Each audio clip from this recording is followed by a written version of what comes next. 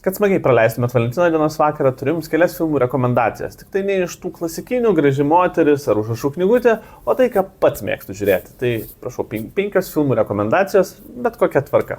Pirmasis yra Moulin Rouge'as ir tai yra fantastiškas, gražus, labai vietomis saldus, tuo pačiu šiek tiek juokingas musiclas, kurį režisavo Bazas Luhrmannas.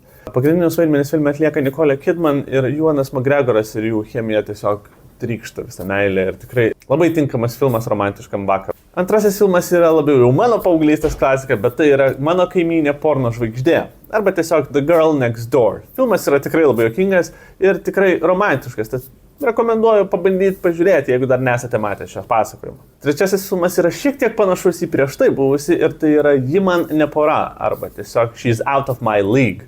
Filmas pasakoja apie neišvaizdų vaikiną, kuris suranda labai patrauklę merginą. Ir jam pradžiai yra labai sunku patikėti tuo ir jis bando save įtikinti, kad vis dėlto santykiai yra tikri.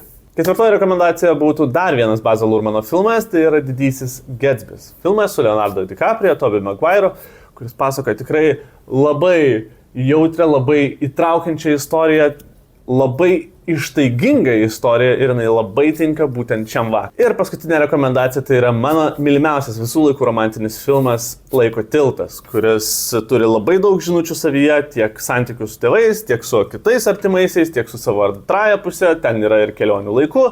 Pagrindinius vaidmenis atlieka Domhnalas Gleesonas ir Rachel McAdams. Filme išvystame ir vieną pirmųjų Margot Robbie vaidmenų.